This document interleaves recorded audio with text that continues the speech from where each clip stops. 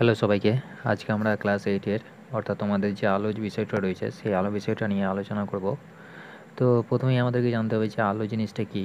আলোটা হচ্ছে এক ধরনের শক্তি। এবার বলবে শক্তি কেন, তাই তো? আলোটা হচ্ছে এক ধরনের শক্তি বা এনার্জি, ঠিক আছে, বা শক্তি, ঠিক আছে। এবার শক্তি কেন হচ্ছে, দেখো আমরা যে কোনো জিনিস অর্থাৎ আমরা কাজ করার যে সামর্থ্য থাকে সেটাই আমাদের কি শক্তি, তাই তো? আমাদের যদি শক্তি না থাকতো তাহলে আমরা কোনো একটা কাজ করতে পারতাম না।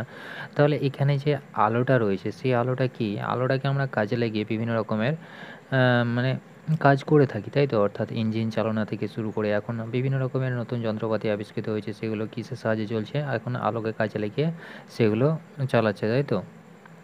আমাদের একটা জলজ্যান্ত উদাহরণ যেটা হচ্ছে সোলার সিস্টেম। সোলার সিস্টেমটাকে কাজে লাগিয়ে বিভিন্ন রকমের মোটর চালানো হচ্ছে। তারপরে সেগুলো থেকে কি হচ্ছে, জল তোলা হচ্ছে, তাই তো? তাহলে এটা থেকে আমি দেখতে পাচ্ছি যে আলো কি, আলোটা এক ধরনের শক্তি। এবার আলোটা কোনো একটা জায়গায় পড়ছে ধরে নাও, দিয়ে দর্পণের উপর পড়ছে, ঠিক আছে? এবার দর্পণ থেকে কি তৈরি হচ্ছে, আমাদের প্রতিবিম্ব তৈরি হচ্ছে, তাই তো? অর্থাৎ ধরে নাও আলোটা এলো, ঠিক আছে? আলোটা আসার পরে কোনো একটা আমরা যে সমস্ত ছবিগুলো দেখতে পাই সেগুলো কি, সেগুলো সবগুলোই কিন্তু প্রতিবিম্ব, ঠিক আছে? আমরা কিন্তু অরিজিনাল ছবি একটাও দেখতে পাই না, ঠিক আছে? অর্থাৎ আমাদের আলোটা কি হচ্ছে, আলোটা একটা মিডিয়ামের মানে ধরে নাও এই জায়গাটাতে রয়েছে একটা গাছ, ঠিক আছে? আলোটা পড়লো, এই আলোটা পড়ার পরে রিফ্লেক্ট হয়ে আমাদের চোখে এসে পড়ছে, ঠিক আছে? চোখ কী করছে, চোখ সেই সিগন্যালটা নিচ্ছে, নেওয়ার পরে সেটা ব্রেনকে ট্রান্সফার করছে। ব্রেন কী করছে, ব্রেনটা আমাদের সিগন্যাল দিচ্ছে যে এই ছবিটা এসেছে, ঠিক আছে? তারপরে আমরা কী করছি, আমরা দেখতে পাচ্ছি, ঠিক আছে? অর্থাৎ ব্রেন সিগন্যাল দিচ্ছে, তারপরে আমরা দেখতে পাচ্ছি। তাহলে এইটা কি, আমরা প্রতিবিম্বটাকে দেখতে পাই, ঠিক আছে? এবার প্রতিবিম্ব জিনিসটা কোথায় তৈরি হচ্ছে, সেগুলো হচ্ছে তোমাদের যে বিষয়টা রয়েছে সেই বিষয়ে রয়েছে কি, মানে প্লেন মিরর, ঠিক আছে? অর্থাৎ সমতল দর্পণ।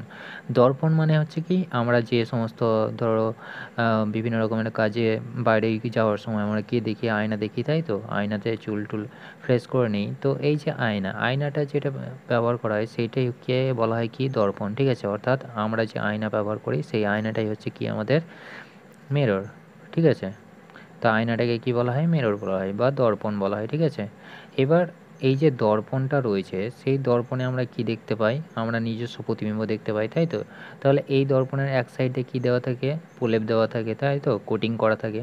তাহলে এই যে কোটিং করা থাকে সেই জন্য আমরা কি দেখতে পাই, ছবিটা দেখতে পাই দর্পণের সাহায্যে, অর্থাৎ আয়নার সাহায্যে আমরা কি দেখতে পাই, ছবিটা দেখতে পাই। এবার আয়না, এই যে দর্পণ রয়েছে, দর্পণ কত ধরনের হয়, এই মিরর ৩ ধরনের হয়, ঠিক আছে? একটা হবে কি সমতল দর্পণ, ঠিক আছে? অর্থাৎ একটা প্লেন মিরর হবে, একটা হবে কি উত্তল দর্পণ, আর একটা অবতল দর্পণ, ঠিক আছে? তো তোমাদের এখন কি রয়েছে, সমতল দর্পণ রয়েছে। তো আগে দেখে নেবো যে মিরর কত ধরনের, ঠিক আছে?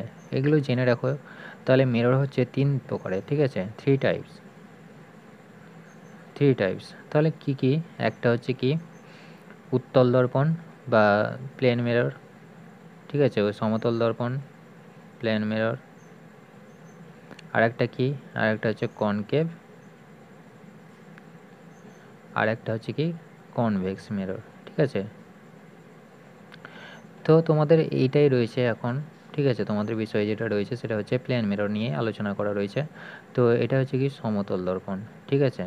সমতল দর্পণ। তো আসো আমরা দেখে নেবো যে সমতল দর্পণ জিনিসটা কি। তাহলে মিরর তো আমরা দেখলাম ৩ ধরনের মিরর হয়, ঠিক আছে? তো কনকেভ মিরর কেমন দেখতে হয় সেটাও আমরা একটু একটু দেখে নিই। তাহলে কনকেভ মিরর ঠিক এরকম দেখতে হয়, ঠিক আছে? অর্থাৎ এরকম, যেটাকে আমরা অবতল দর্পণ বলি। আর উত্তল দর্পণ হবে এরকম। তুমি একটা বাড়িতে চামচ নিয়ে দেখবে, চামচ নিলে পরে কি দেখবে, চামচের এক মানে পেছন দিকটা কি এরকম দেখতে হয়, আর মানে এই সামনের দিকটা এরকম, আর পিছন দিকটা উল্টোলে পরে কী হবে, এরকম দেখতে পাবে, তাই তো? তাহলে এই যে সামনের দিকটা অর্থাৎ সামনে যে গর্তটা রয়েছে সেটাই হবে কি কনকেভ, ঠিক আছে? তাহলে এইরকম হচ্ছে আমাদের মিরর, ঠিক আছে? তো আমরা এখন প্লেন মিরর নিয়ে আলোচনা করব। তো প্লেন মিররের ক্ষেত্রে আমরা কি দেখতে পাই, ধরুন আমি এটা একটা প্লেন মিরর নিয়েছি, ঠিক আছে? প্লেন মিররের এই সাইডে কোটিং দেওয়া আছে, ঠিক আছে? এবার এই জায়গাটাতে আমার কি রয়েছে, একটা প্রদীপ জ্বলছে বা কোনো একটা কিছু রয়েছে, ঠিক আছে? তাহলে প্রদীপটা কি করছে, প্রদীপটা আলোটা রিফ্লেক্ট করছে, তাই তো? একটা ও সোজা সোজা আলো রিফ্লেক্ট করবে, ঠিক আছে? আর একটা কী হবে, একটা ধরে নিলাম আমি এরকমভাবে রিফ্লেক্ট করছি, ঠিক আছে? আলোটা পড়ছে এরকমভাবে, ঠিক আছে? পড়ার পরে কী হবে, এরকমভাবে বেরিয়ে যাবে আলোটা, অর্থাৎ কী হবে, প্রতিফলিত হবে। ঠিক আছে, অর্থাৎ আপাতিত হলো, আপাতিত হওয়ার পরে কী হবে, প্রতিফলিত হবে। এই প্রতিফলিত হওয়ার নিয়ম রয়েছে। ঠিক আছে, প্রতিফলিত হবে কিভাবে, দেখো এই যে বিন্দুটা রয়েছে এটাকে বলা হয় আপতন বিন্দু। ঠিক আছে, এই যে বিন্দুতে আপাতিত হবে সেইটাকে কি বলবো, আপতন বিন্দু। যে রশ্মিটা এসে পড়বে সেটা কি হবে, আপাতিত রশ্মি। ঠিক আছে, অর্থাৎ এই রশ্মিটাকে আমরা কি বলবো, আপাতিত রশ্মি। এই যে আরেকটা রশ্মি এলো ধরে নাও, তাহলে এটা হবে কি আমাদের আপাতিত রশ্মি। তাহলে এটা কি হবে, যে রশ্মিটা বেরিয়ে যাবে সেটা হবে কি প্রতিফলিত রশ্মি। ঠিক আছে, এটা হবে প্রতিফলিত রশ্মি।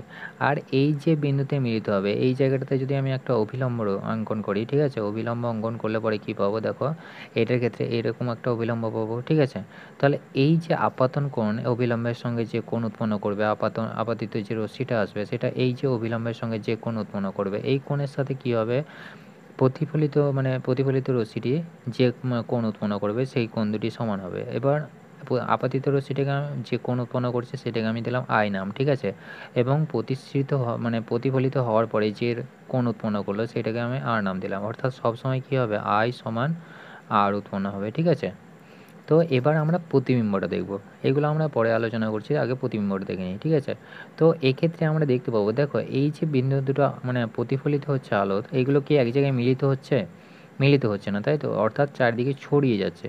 এবার ছড়িয়ে গেলে কি হবে, এদের যে কোনো একটা পয়েন্ট পাবো না যে জায়গায় কি হবে এরা পরস্পরে মিলিত হবে। আর আমি এমন একটা যদি পয়েন্ট পাই যে জায়গায় মিলিত হবে, সেই জায়গাটাতে যে জায়গাটা মিলিত হবে সেই জায়গাটায় আমার কি হবে, প্রতিবিম্ব তৈরি হবে। প্রতিবিম্ব মানে কি, ছবি দেখতে পাবো। ঠিক আছে, তো আমরা সবাই দেখেছি যে আতশ কাঁচ কেমন এরকম হয়, তাই তো। তাহলে আতশ কাঁচের উপর যখন আমি কি করি, আতশ কাঁচ ব্যবহার করে পেপার আমরা পোড়ানোর চেষ্টা করি, বা খেলার সময় আমরা কি করি, পোড়ানো পেপারের উপর আলোটাকে ফেলে আমরা কি করি, তাপ দিয়ে সেটাকে পোড়ানোর চেষ্টা করি, পেপার মানে খবরের কাগজকে, তাই তো। তাহলে সেটা কিভাবে হয়, আলোক রশ্মিটা এই আতশ কাঁচের উপর পড়লো, পড়ার পরে সেটা কি হবে, প্রতিফলিত হয়ে সে একটা বিন্দুতে মিলিত হয়। ঠিক আছে, একটা বিন্দুতে মিলিত হয়ে কী করছে, সেই জায়গাটায় কী করছে, আলোটাকে এক জায়গায় ফেলে সেটা কী হচ্ছে, যে আমরা তলায় যে কাগজটা রেখেছিলাম সেই কাগজটা গরম হয়ে সেটা কী হচ্ছে, পুড়ে যাচ্ছে, তাই তো, এক সময় আগুন ধরে যাচ্ছে। তাহলে এইটাই হচ্ছে কি, যখন এই বিন্দু দুটি মানে বিন্দু যেগুলো রয়েছে অর্থাৎ প্রতিফলিত রশ্মিগুলো যেগুলো রয়েছে সেগুলো যদি একটা বিন্দুতে মিলিত হয় তাহলেই যে প্রতিবিম্বটা পাবো সেটা কি হবে, সেটা হবে কি সদ্বিম্ব। ঠিক আছে, সৎ প্রতিবিম্ব।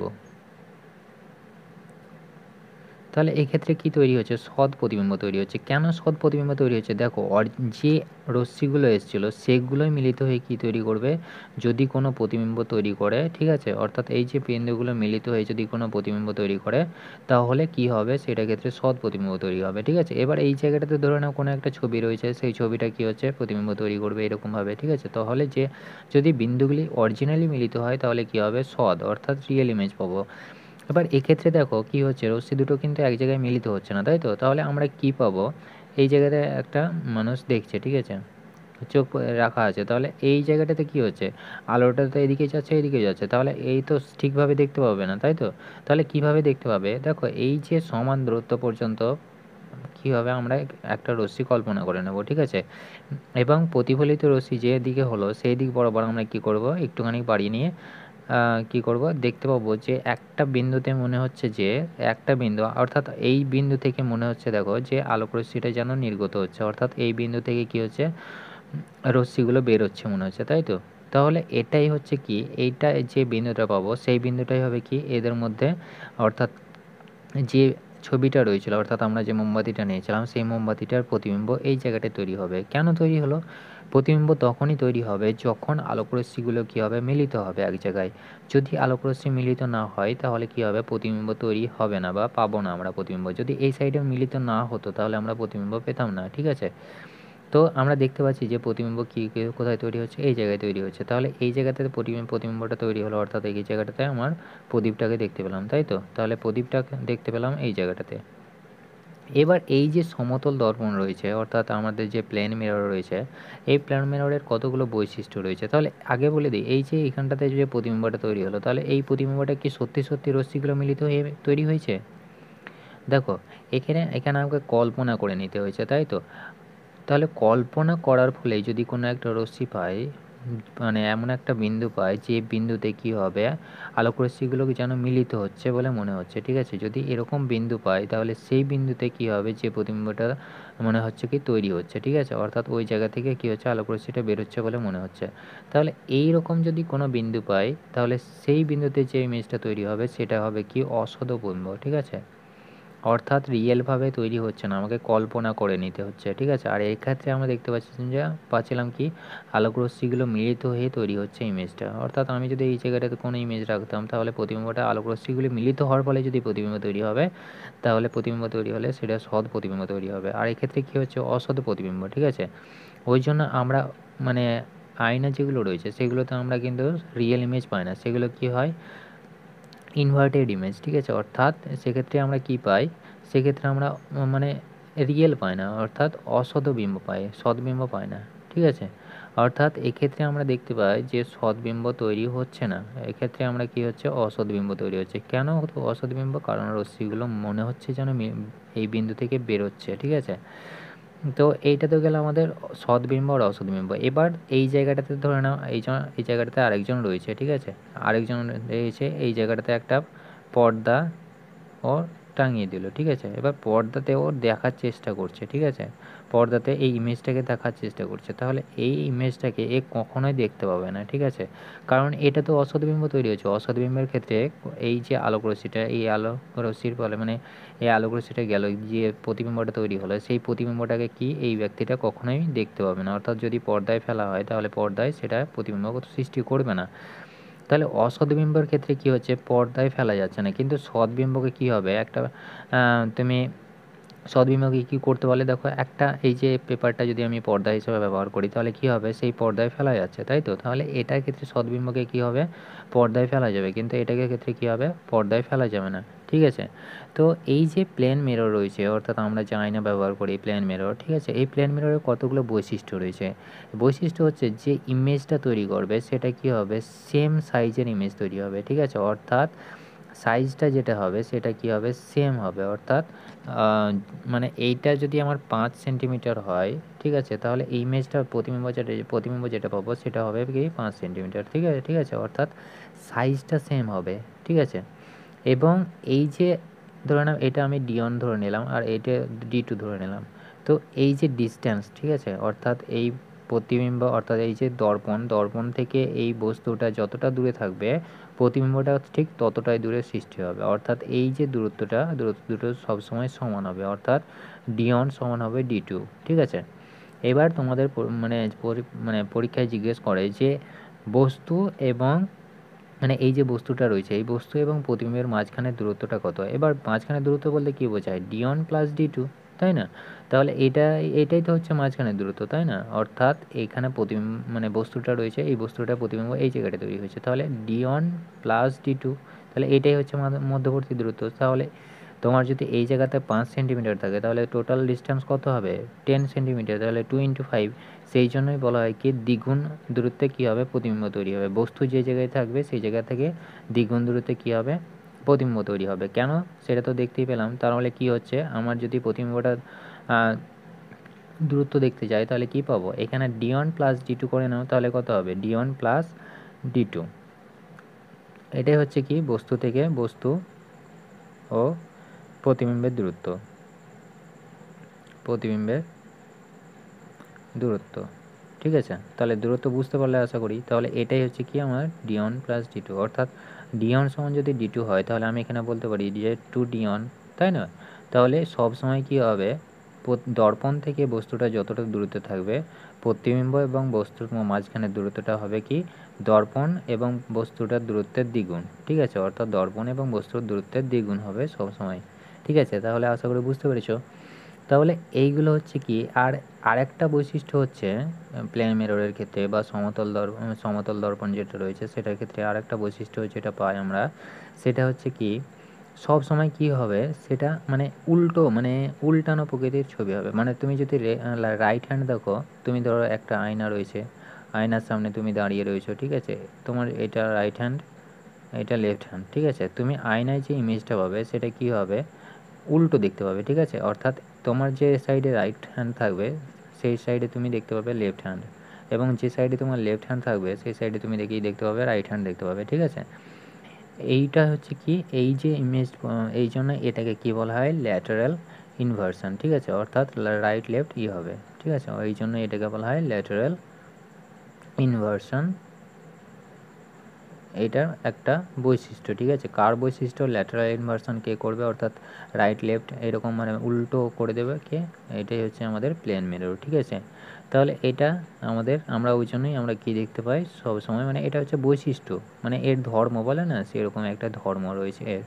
তো প্লেন মিররের ক্ষেত্রে কি হবে, রাইটটাকে আমরা লেফট দেখতে পাবো এবং লেফটটাকে কি দেখতে পাবো, রাইট দেখতে পাবো, ঠিক আছে। অর্থাৎ বাম হাত মনে হবে যেন আমার ডান হাত, ঠিক আছে, এবং ডান হাত মনে হবে যেন আমার বাম হাত।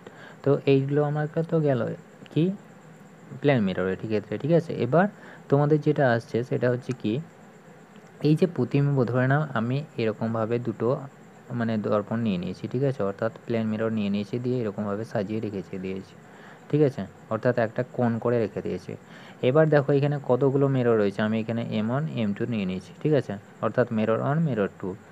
তো এই মিররটাকে আমি কি করলাম, এই জায়গাটাতে কোনো একটা বস্তু রেখেছি, তাহলে এই বস্তুটা প্রতিবিম্ব কোথায় তৈরি হবে, এই জায়গায় তৈরি হবে, এই জায়গায় তৈরি হবে, এই যে প্রতিবিম্ব, ঠিক আছে, আবার এই জায়গা থেকে এই জায়গায় আসবে, এই জায়গা থেকে এই জায়গায় আসবে, তাই না। তাহলে এই যে প্রতিবিম্ব কতটা তৈরি হবে বা কতগুলো প্রতিবিম্ব তৈরি হবে সেগুলো নিয়ে বার করার জন্য আমরা যে নিয়মটা ব্যবহার করি সেটা হচ্ছে কি 360 ডিগ্রি বাই এই যে দর্পণ এবং এই যে M1 আর M2 দুটি দর্পণ নিয়েছি, দর্পণ দুটির যে মাঝখানে কোণ, অর্থাৎ এই যে কোণটা পাওয়া যাবে সেই কোণটা হবে, ঠিক আছে, এই জায়গাটায় হবে কি দর্পণ দুটির মধ্যবর্তী কোণ, ঠিক আছে, দর্পণ দুটির মধ্যবর্তী কোণ মাইনাস হবে কি 1, ঠিক আছে, অর্থাৎ এইটা মাইনাস হবে 1। তাহলে এবার যদি বলে দেয় তোমাদেরকে যদি পরীক্ষায় জিজ্ঞেস করে যে এই যে দর্পণটা রয়েছে এই দর্পণটার মধ্যবর্তী কোণ ধরে নাও 60 ডিগ্রি বলে দিয়েছে, ঠিক আছে, অর্থাৎ এই যে M1 আর M2 60 ডিগ্রি কোণ করে আনত রয়েছে, তাহলে এদের মধ্যে কত কোণ উৎপন্ন করবে, ঠিক আছে, তাহলে কি করবে, শুধুমাত্র 360 ডিভাইডেড বাই 60 করে নাও, তাহলে কি যেটা পাবে সেটাই। তাহলে এখানে দেখো কত হচ্ছে 6 6 6 মাইনাস 1 সমান হচ্ছে কত 5, অর্থাৎ প্রতিবিম্বের সংখ্যা হবে কি 5টি, প্রতিবিম্বের সংখ্যা, ঠিক আছে।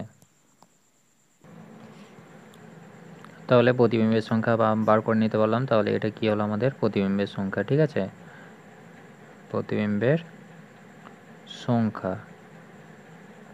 তো আশা করি বুঝতে পেরেছো প্রতিবিম্বের সংখ্যা কী করে বার করতে হয়। দুটো মিরর তোমাকে বলে দেবে যে দুটো মিরর পরস্পরের সঙ্গে কত ডিগ্রি কোণ করে এনেছে বা আনত রয়েছে সেটাও তোমাকে বলে দেবে। তার সাথে কি করবে 360 ডিগ্রি ডিভাইডেড বাই মধ্যবর্তী কোণ মাইনাস 1 করলেই আমরা যেটা পাবো সেটাই হবে কি আমাদের প্রতিবিম্বের সংখ্যা, ঠিক আছে।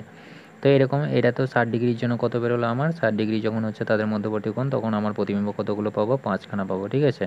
অর্থাৎ এখানে যদি আমার 90 থাকতো তখন কী হতো এইটাকে আমার ডিভাইডেড করে আমি যেটা পেতাম সেটাই হতো আমার কি প্রতিবিম্বের সংখ্যা, ঠিক আছে। তো এবার তোমরা দেখবে যে বিভিন্ন রকমের পেরিস্কোপ ব্যবহার করা হয়, তাই তো। এমনি খেলার সময় তিনটে তুমি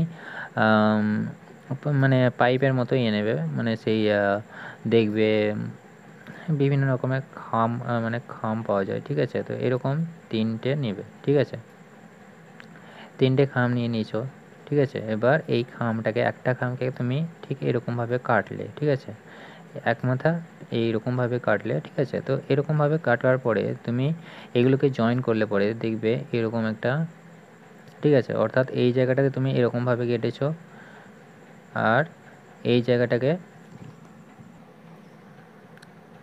অর্থাৎ এরকমভাবে জয়েন করে দিয়েছো, ঠিক আছে। জয়েন করার আগে বলছি দাঁড়াও, তাহলে এই যে জায়গাটাতে কি রয়েছে তুমি জয়েন করে দিয়েছো, জয়েন করার পরে কি করলে তুমি এই জায়গাটাতে আয়না রেখে দিয়েছো, ঠিক আছে, অর্থাৎ এই জায়গাটাতে তুমি একটা মানে আয়না এনে লাগিয়ে দিয়েছো, ঠিক আছে। আর কি করবে এই জায়গাটাতে একটা আয়না লাগিয়ে দেবে, ঠিক আছে, অর্থাৎ সে ছবিটা যদি আমি দেখি ভালো করে তাহলে কি পাবো এইরকম, ঠিক আছে,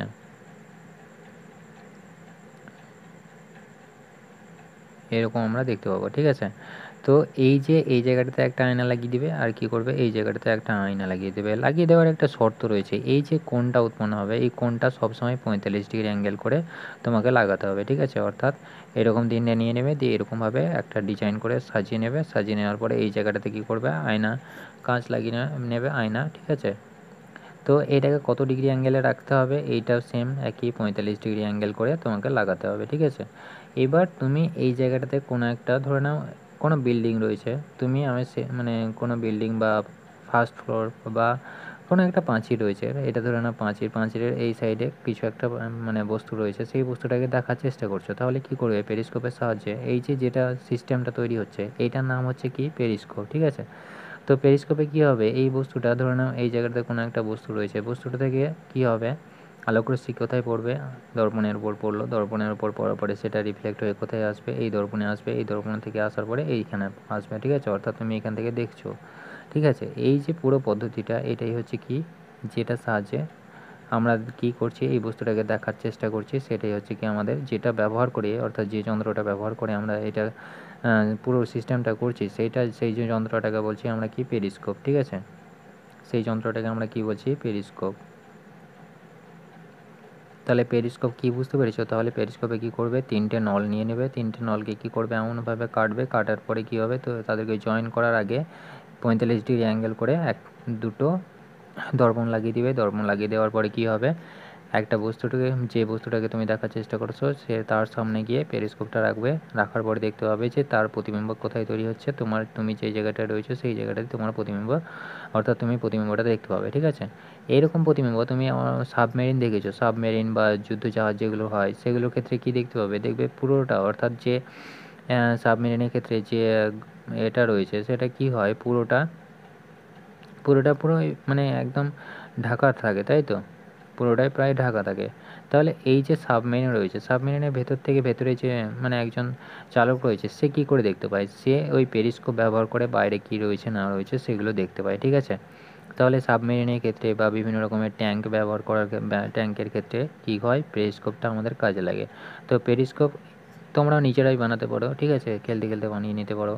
তাহলে এটাই হচ্ছে কি আমাদের পেরিস্কোপ। পেরিস্কোপের সাহায্যে আমরা কি দেখতে পাচ্ছি, যে জিনিস আমরা মানে এমনি খালি চোখে হয়তো কষ্ট হবে, সেটাকে আমরা কিসের সাহায্যে দেখতে পাবো, পেরিস্কোপের সাহায্যে আমরা দেখতে পাবো, ঠিক আছে। অর্থাৎ উঁচু জায়গায় যেমন কোনো জিনিস বা কোনো একটা বদ্ধ জায়গা থেকে বাইরে কী আছে না আছে আমরা যদি পেরিস্কোপ, ধরে নাও একটা বদ্ধ ঘর রয়েছে, ঘরের মধ্যে একটা শুধুমাত্র ক্ষুদ্র ছিদ্র রয়েছে, ঠিক আছে, তোমাকে একটা অন্ধকার করে রেখে দিয়েছে, সেই জায়গা থেকে একটা ক্ষুদ্র ছিদ্র রয়েছে, সেই ছিদ্র দিয়ে আলোটা আসছে, ঠিক আছে, কিছুটা পরিমাণে আলো আসছে, তুমি দেখতে চাইছো যে বাইরে কী কী রয়েছে।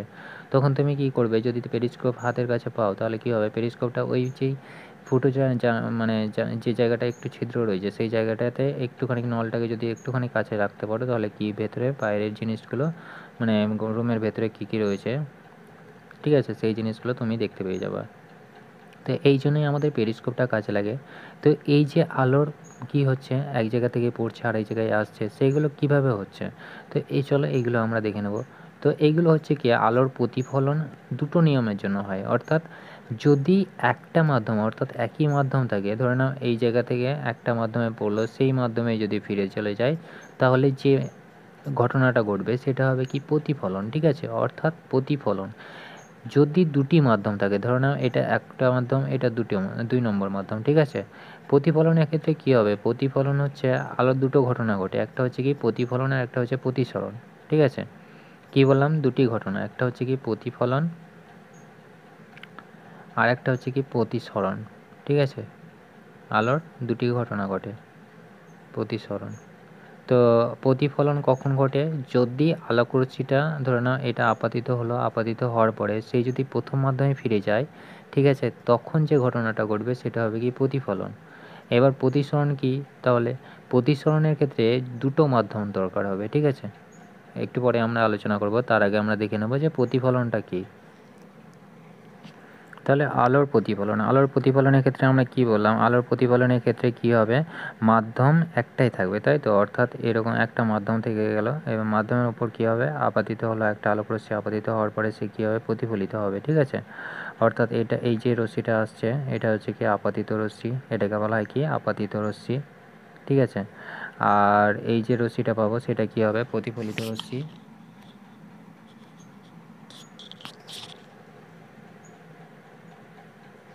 প্রতিফলিত রশ্মি, ঠিক আছে। এবং এই যে বিন্দুটা পাবো সেই বিন্দুটা কী হবে, আপাতন বিন্দু, ঠিক আছে। আপাতিত হচ্ছে এই বিন্দুতে, সেই জন্য এটাকে কী বলা হয়, আপাতন বিন্দু, ঠিক আছে, আপাতন বিন্দু। এই আপাতন বিন্দুর উপর যদি আমি একটা অভিলম্ব অঙ্কন করি, ঠিক আছে, তাহলে আপাতন বিন্দুতে অঙ্কিত একটা অভিলম্বন করা হলো, ঠিক আছে। অর্থাৎ এটা হচ্ছে কি একটা অভিলম্ব 90 ডিগ্রি, ঠিক আছে। তাহলে 90 ডিগ্রি অ্যাঙ্গেল করে আমি কী করলাম, অভিলম্ব অঙ্কন করে নিলাম। তাহলে এখান থেকে কী হলো, আলোক রশ্মিটা এলো, আসার পরে কী হচ্ছে, প্রতিফলিত হয়ে এই জায়গায় ফেরত চলে যাচ্ছে, তাই তো। এবং যে বিন্দুতে পড়ছে সেটাকে আমরা কী বলছি, আপাতন বিন্দু। তো এই যে অভিলম্বের সঙ্গে, ঠিক আছে, তাহলে এইটা তো পুরো ঘটনা গেল কি প্রতিফলনের ক্ষেত্রে। প্রতিফলনের ক্ষেত্রে কী হবে, যে মাধ্যমে আসবে, অর্থাৎ বাতাসের মাধ্যমে বা কোনো একটা মাধ্যমে যদি আসে, সেই মাধ্যমে কী হবে, আলোক রশ্মিটা প্রতিফলিত হবে, ঠিক আছে, অন্য কোনো মাধ্যমের মধ্য দিয়ে যাবে না। এবার মাধ্যম বলতে গেলে তোমাদেরকে বোঝাচ্ছে যে ধরে নাও একটা আলোক রশ্মি শূন্য মাধ্যমের মধ্যে দিয়ে আসছে, সেটা যদি কোনো একটা গ্লাস বা কাঁচের মধ্যে বা জলের মধ্যে যদি সেই আলোটা ফেলি, তাহলে কী হবে, সেই আলোটার দিক পরিবর্তন করবে, সেইটা আমরা পরে আলোচনা করব। এবার আলোটা ধরে নাও শূন্য মাধ্যমে আসছে এবং শূন্য মাধ্যমে সেটা কী হচ্ছে, প্রতিফলিত হচ্ছে, তখন কী হবে, সেটার ক্ষেত্রে যে ঘটনাটা ঘটবে সেটা হবে কি প্রতিফলন, ঠিক আছে। তাহলে কী হবে, প্রতিফলনের ক্ষেত্রে কতগুলো আমরা নিয়ম দেখতে পাই বা সূত্র বলতে পারো, ঠিক আছে। তাহলে প্রতিফলনের ক্ষেত্রে আমরা কি দেখলাম, যে আপাতিত রশ্মি এবং প্রতিফলিত রশ্মি কী হচ্ছে, একটা তলের মধ্যে, মানে একটা কী হচ্ছে, মাধ্যমের মধ্যেই থাকছে, ঠিক আছে। অর্থাৎ আমরা দেখতে পাচ্ছি যে এটা ধরে নাও দ্বিতীয় মাধ্যম, এটা হচ্ছে কি প্রথম মাধ্যম। তাহলে এই প্রথম মাধ্যমের উপর কী হচ্ছে, আপাতিত হচ্ছে এবং সে প্রথম মাধ্যমে থেকে যাচ্ছে, দ্বিতীয় মাধ্যমে আসছেই না। তাহলে এইরকম যদি হয় তাহলে কী হবে, প্রতিফলন ঘটবে, ঠিক আছে। অর্থাৎ এই রশ্মিটা বা এই রশ্মির কী হবে, প্রতিফলন ঘটবে। তো আরেকটা জিনিস যেটা রয়েছে সূত্র, সেটা কি হচ্ছে, তাহলে একই মাধ্যমে থাকবে, আর একটা হবে এই যে অভিলম্বের সঙ্গে যে কোণটা উৎপন্ন করবে, ঠিক আছে, এই কোণ দুটো কী হবে, পরস্পরের সমান হবে, ঠিক আছে।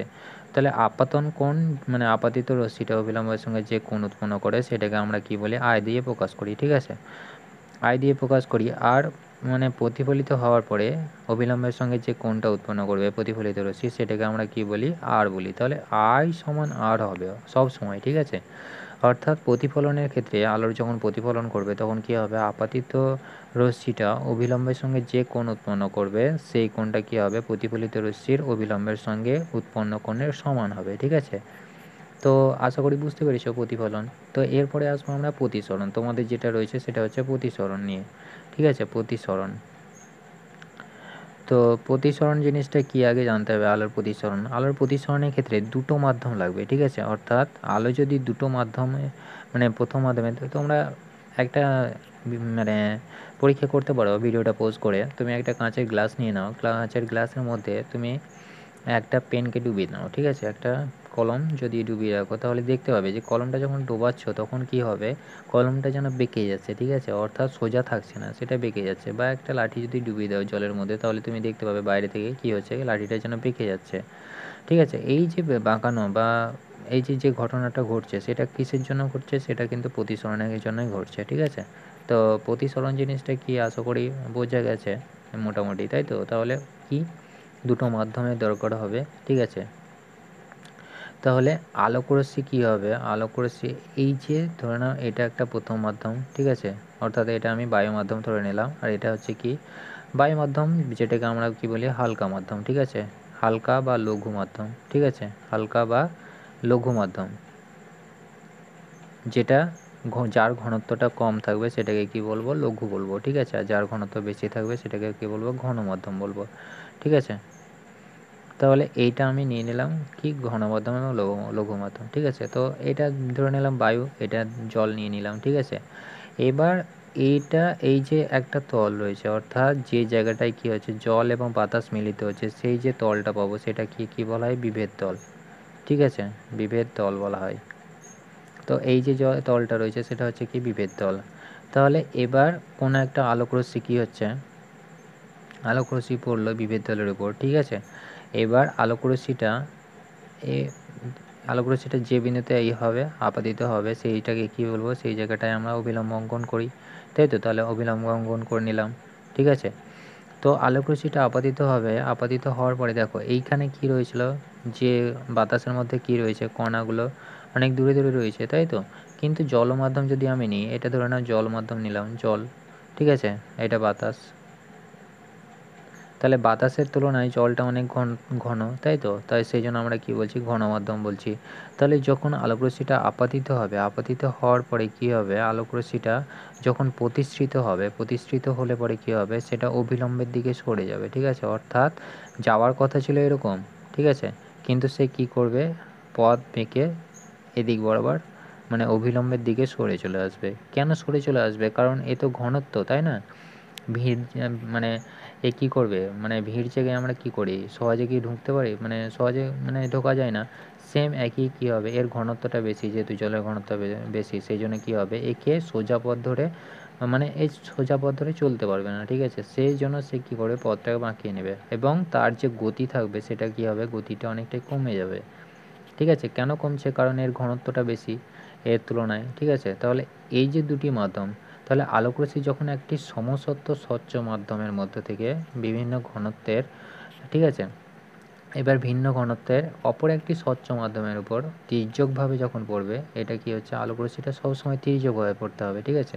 আলোকরশ্মিটি যখন তির্যকভাবে পড়ছে তখন কি হচ্ছে, এই যে বিভেদ দলটা আছে, বিভেদ দল থেকে আলোকরশ্মির গতির অভিমুখের যে পরিবর্তন ঘটছে, ঠিক আছে, ও গতির অভিমুখের যে পরিবর্তন ঘটে, এই গতির অভিমুখের এই পুরো ঘটনাটাকে আমরা কি বলছি, আলোর প্রতিসরণ, ঠিক আছে? তাহলে কি হলো, আলোকরশ্মি কোনো মাধ্যমের বিভেদ দলের উপর পড়লো, মাধ্যম দুটি কী হচ্ছে, ভিন্ন ঘনত্বের হচ্ছে, তাহলে ভিন্ন ঘনত্বের মাধ্যমের উপর প্রতিফলিত হওয়ার পর মানে আপতিত হওয়ার পর প্রতিসৃত হয়ে মানে কিছুটা বেঁকে যাচ্ছে, তাই তো? অর্থাৎ আলোকরশ্মির গতির অভিমুখ বেঁকে যাচ্ছে, তির্যকভাবে পরে পরে কী হচ্ছে, আলোর গতিমুখ মানে বেঁকে যাচ্ছে। এই যে ঘটনাটা, এই ঘটনাটাকে আমরা কি বলবো, আলোর প্রতিসরণ বলবো, ঠিক আছে? তো আলোর প্রতিসরণ আশা করি বোঝা গেছে। তাহলে কি হচ্ছে, দুটো মাধ্যম লাগবে, একটা হচ্ছে কি লঘু মাধ্যম আর একটা হচ্ছে ঘন মাধ্যম, ঠিক আছে? এবং আলোকরশ্মিটা কী হচ্ছে, আপতিত হলো, আপতিত হওয়ার পরে যদি পথ বেঁকে যায়, তাহলে এই যে ঘটনা ঘটছে সেই ঘটনাটাকে আমরা কি বলবো, আলোর প্রতিসরণ, ঠিক আছে? তো আলোর প্রতিসরণ কাকে বলবো, তাহলে দেখো আমরা লিখে নিয়েছি কি, আলোকরশ্মি যখন একটি সমসত স্বচ্ছ মাধ্যম থেকে ভিন্ন ঘনত্বের অপর একটি সমসত স্বচ্ছ মাধ্যমের উপর তির্যকভাবে পড়ে, তখন দুই মাধ্যমের বিভেদ তল থেকে আলোকরশ্মির গতির অভিমুখের পরিবর্তন ঘটে, সেই ঘটনাকে কী বলা হয়, আলোর প্রতিসরণ বলা হয়, ঠিক আছে? তার মানে কি, আমরা ছবিতে দেখতে পেলাম যে আলোর গতিপথের পরিবর্তন ঘটছে, অর্থাৎ এটা একটা মাধ্যম, এটা একটা মাধ্যম, সেই দুটো মাধ্যমকে আমরা কী বলছি, সমসত্ব মাধ্যম। সমসত্ব মাধ্যম মানে কি, এর মধ্যে কোনো রকমের অন্য কিছু মানে জল বা অন্য কিছু মিশ্রিত নাই, ঠিক আছে? সেটাকে আমরা কী বলবো, এই সমসত্ব স্বচ্ছ মাধ্যম। তাহলে এইটা একটা স্বচ্ছ মাধ্যম, এটাও একটা স্বচ্ছ মাধ্যম, ঠিক আছে? তাহলে এর মাধ্যমের মধ্য দিয়ে যখন আলোকরশ্মি আপতিত হচ্ছে তখন কী হচ্ছে, পথটা পেকে যাচ্ছে, এই যে ঘটনাটা, অর্থাৎ প্রতিসৃত রশ্মিটা, এটাই কী বলা হয়, এক্ষেত্রে কিন্তু যখন আলোকরশ্মিটা নির্গত হবে সেটাকে বলবো আমরা কি, প্রতিসৃত রশ্মি, ঠিক আছে? এটা ধ্যান মাথায় রেখো, প্রতিসৃত, ঠিক আছে? প্রতিসৃত, এটা এই যে রশ্মিটা হয় প্রতিসৃত রশ্মি, ঠিক আছে? আর এটা কি হবে, এটা হবে কি, আপাতিত রশ্মি, ঠিক আছে? এটা হবে কি, আপাতিত রশ্মি। একই আগেরটায় আমরা প্রতিফলনের ক্ষেত্রে কি দেখলাম, আপাতিত, এটার ক্ষেত্রে আপাতিত, শুধুমাত্র এটা প্রতিফলনের জায়গায় কী হবে, প্রতিসৃত রশ্মি হয়ে যাবে, ঠিক আছে? কারণ কি, এটা প্রতিসরণ ঘটছে, সেই জন্য এটা কী হয়ে যাচ্ছে, প্রতিসৃত রশ্মি।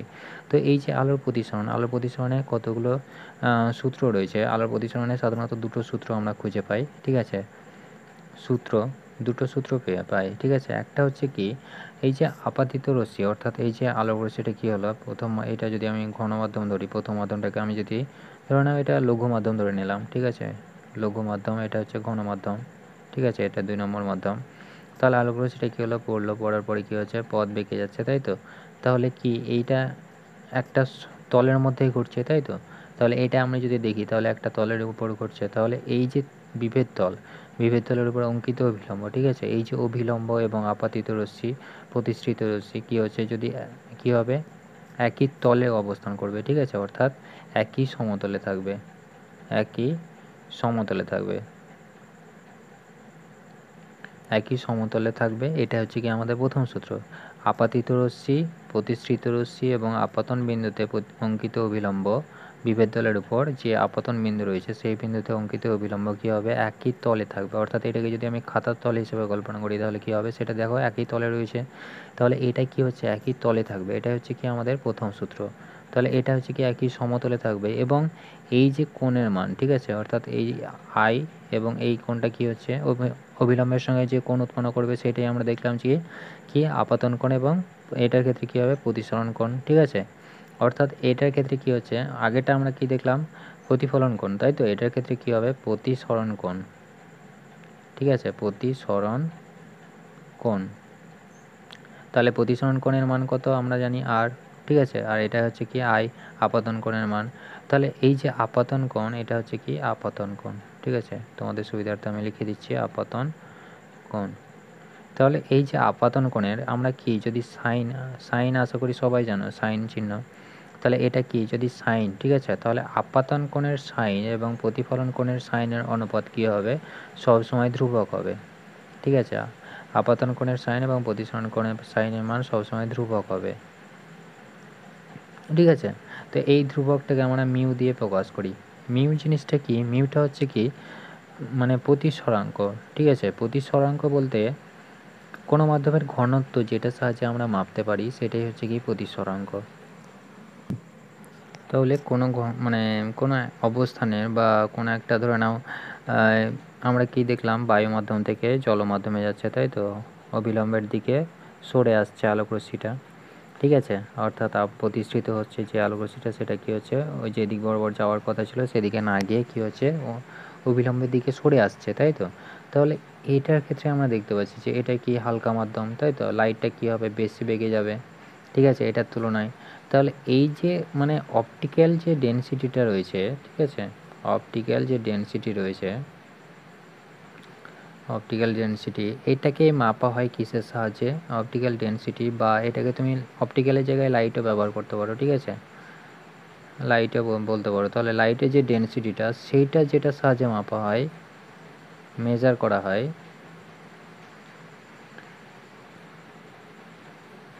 মেজার করা হয়, তাহলে সেই যে মেজার করা হয় সেই মেজার করাটাই হয় কিসের সাহায্যে, এই মিউয়ের সাহায্যে। ঠিক আছে, সেটাকে কিসের সাহায্যে মাপা হয়, মেজার করা হয় মিউয়ের সাহায্যে। সেটাকে আমরা কি বলছি, প্রতিসরাঙ্ক বলছি। ঠিক আছে, প্রতিসরাঙ্ক। তাহলে প্রতিসরাঙ্ক কি, অপটিক্যাল ডেনসিটিটা যেটার সাহায্যে মেজার করা হয়। ঠিক আছে, তাহলে এটা আমরা যেটা দিকে যেটা সাহায্যে মাপি বা কত স্পিডে লাইটটা যাচ্ছে, ঠিক আছে, সেটাকেই আমরা কি বলছি, প্রতিসরাঙ্ক বলছি। অর্থাৎ অপটিক্যাল ডেনসিটি যেটার সাহায্যে আমরা মেজার করতে পারি। ঠিক আছে, সেটাই হচ্ছে কি প্রতিসরাঙ্ক। তো এবার এই যে আলোকরশ্মিটা এলো, তাহলে আমরা আলোকরশ্মির সমীকরণ আশা করি দেখতে পেলাম যে আপতন কোণের সাইন এবং প্রতিসরণ কোণের সাইনের মান কী হবে, ধ্রুবক হবে। সেটাকে আমরা কিসের সাহায্যে প্রকাশ করছি, মিউয়ের সাহায্যে, তাই তো? তাহলে মিউয়ের সাহায্যে আমরা প্রকাশ করছি।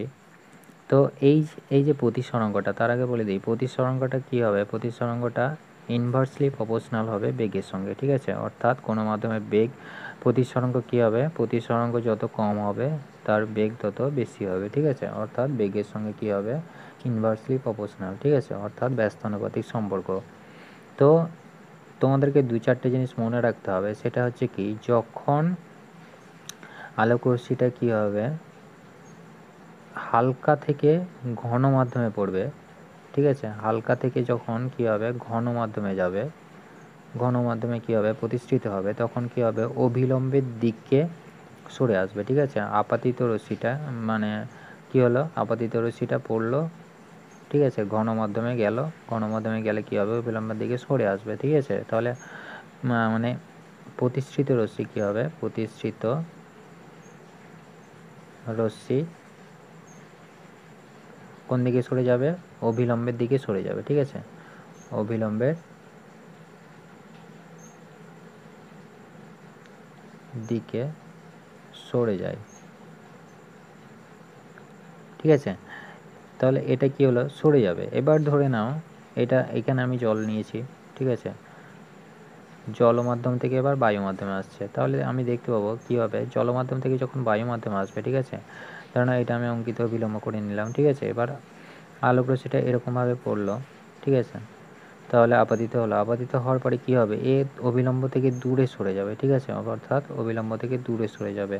ঠিক আছে, তাহলে এই যে অবিলম্ব থেকে দূরে সরে যাচ্ছে, তাহলে এটা হচ্ছে কি, তোমার যখন মানে ঘন মাধ্যম থেকে কি হচ্ছে হালকা মাধ্যমে যাবে, ঘন মাধ্যম থেকে হালকা হালকা মিডিয়ামে যাবে, তখন কি হবে অবিলম্ব থেকে দূরে সরে যাবে। ঠিক আছে, অবিলম্ব থেকে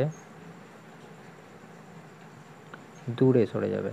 ঠিক আছে, তাহলে আমাদেরকে এই দুটো জিনিস মাথায় রাখতে হবে। একটা কি হচ্ছে, যখন হালকা মাধ্যম থেকে ঘন মাধ্যমে যাবে তখন কি হবে, প্রতিষ্ঠিত রশ্মিটা কি হবে, হালকা মাধ্যম থেকে ঘন মাধ্যমে গেলে প্রতিসৃত রশ্মিটাকে অবিলম্বের দিকে সরে আসবে, এবং ঘন মাধ্যম থেকে যখন মানে হালকা মাধ্যমের মধ্যে দিয়ে যাবে তখন কী হবে, প্রতিসৃত রশ্মিটা অবিলম্ব থেকে দূরে সরে যাবে। ঠিক আছে, তো এই যে এই ঘটনাটাকে কাজে লাগিয়ে এই যে ঘন মাধ্যম থেকে বায়ু মাধ্যমে যখন যাচ্ছে তখন কী হচ্ছে, অবিলম্ব থেকে দূরে সরে যাচ্ছে।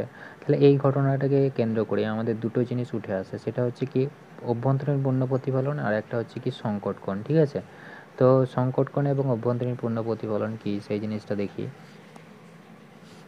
তাহলে সংকট কোণ আমরা প্রথমে দেখব। তো সংকট কোণ কি দেখলাম, যখন আমরা দেখতে পাচ্ছি যে ধরে নাও এটা আমি জল মাধ্যম নিলাম, ঠিক আছে, আর এটা হচ্ছে কি বায়ু মাধ্যম। তাহলে কি বললাম একটু আগে, যে যখন মানে ঘন মাধ্যম থেকে হালকা মাধ্যমে আসবে তখন কী হবে, আলোক রশ্মিটা মানে অবিলম্ব থেকে দূরে সরে যাবে, তাই তো। আপাতন বিন্দু অঙ্কিত অবিলম্ব থেকে দূরে সরে যাবে, অর্থাৎ আলোক রশ্মিটা এই দিক বরাবর আসার কথা ছিল কিন্তু এদিক বরাবর না এসে অবিলম্ব থেকে দূরে সরে যাবে। ঠিক আছে, তো এই যে দূরে সরে যাচ্ছে, তাহলে এটা কি হচ্ছে, আপতিত রশ্মি। আপতিত রশ্মি, ঠিক আছে, এটা হচ্ছে কি প্রতিসৃত রশ্মি। এবার তুমি এই যে অ্যাঙ্গেলটা রয়েছে আইটা, ঠিক আছে, আইটা যদি তুমি একটু একটু করে বাড়াও, তাহলে দেখো যখন এই জায়গাটাতে নিয়ে আসবে তখন কি হবে, এই জায়গাটাতে নিয়ে আসলে এটা আরও বেঁকে যাবে, তাই না।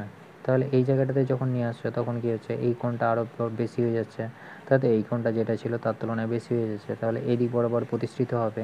এবার তুমি আরেকটু বাঁকিয়ে নাও, ঠিক আছে, আরেকটু বাঁকালে করে কী হবে, যখন আলোক রশ্মিটা এই রেখা বরাবর আসছে তখন কি হচ্ছে, এই যে কোণটা উৎপন্ন করছে সেটা আরও বেশি বড় কোণ, তাই তো। তখন দেখতে পাবে যে এই রশ্মিটা কি হচ্ছে, এই যে বিভেদ তল রয়েছে, বিভেদ তলের মধ্য দিয়ে নির্গত হচ্ছে। ঠিক আছে, যে কোণের মানের জন্য, অর্থাৎ আপাতন কোণের যে কোণের মানের জন্য কি হবে, দেখো এই যে কোণটা উৎপন্ন করা হয়েছে, অর্থাৎ প্রতিসরণ কোণ যেটা পাচ্ছি আমি, প্রতিসরণ কোণটা আমার কত হচ্ছে, 90 ডিগ্রি হয়ে যাচ্ছে, তাই তো। অর্থাৎ আয়ের মান কিছু একটার জন্য আমি কি পাচ্ছি, প্রতিসরণ কোণের মান, অর্থাৎ আর যেটা উৎপন্ন হচ্ছে আর এর মান আমি 90 ডিগ্রি পাচ্ছি। ঠিক আছে, তাহলে এই যে আয় অর্থাৎ মানে এই যে আপাতিত হলো আলোক রশ্মিটা, যে কোণে আপাতিত হওয়ার ফলে প্রতিসরণ কোণের মান 90 ডিগ্রি হবে, সেই কোণটাকে আমরা কি বলবো, সেই কোণটাকে আমি বলবো সংকট কোণ। ঠিক আছে, তাহলে সংকট কোণ কাকে বলে তোমাকে যদি জিজ্ঞেস করে, তাহলে কি হচ্ছে, আপাতন কোণের যে মানের জন্য, ঠিক আছে, যদি আমি লিখি তাহলে কি লিখতে পারবো, দেখো আপাতন কোণের যে মানের জন্য, যে মানের জন্য, ঠিক আছে, প্রতিসরণ কোণের মান 90 ডিগ্রি হয়, ঠিক আছে, সেই কোণকে ওই মাধ্যম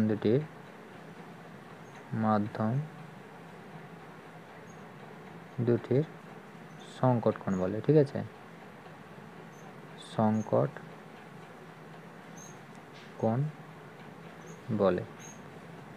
ঠিক আছে, তো সংকট কোণ আশা করি বুঝতে পেরেছো। তাহলে কি হচ্ছে, তুমি আস্তে আস্তে বাঁকাচ্ছ, তাহলে কি হচ্ছে, সে অবিলম্ব থেকে দূরে সরে যাচ্ছে। তাহলে এমন একটা সময় আসছে যখন কি হচ্ছে, এই যে কোণটা কত হচ্ছে, 90 ডিগ্রি হয়ে যাচ্ছে, অর্থাৎ প্রতিসৃত রশ্মি এই বিভেদ তলের মধ্য দিয়ে নির্গত হচ্ছে। তাহলে যে কোণটা মানে যে কোণের জন্য আমি কি হচ্ছে আর এর যে মানটা পাচ্ছি সেটা 90 ডিগ্রি পাচ্ছি, সেইটাই হচ্ছে আমার কি সংকট কোণ। তো আশা করি বুঝতে পেরেছো। তো থ্যাংক ইউ। পরের ভিডিওতে আমরা আলোচনা করব কি অভ্যন্তরীণ পূর্ণ প্রতিফলন, তারপরে মরুভূমির মরীচিকা কীভাবে সৃষ্টি হচ্ছে না হচ্ছে সেগুলো নিয়ে। তো থ্যাংক ইউ।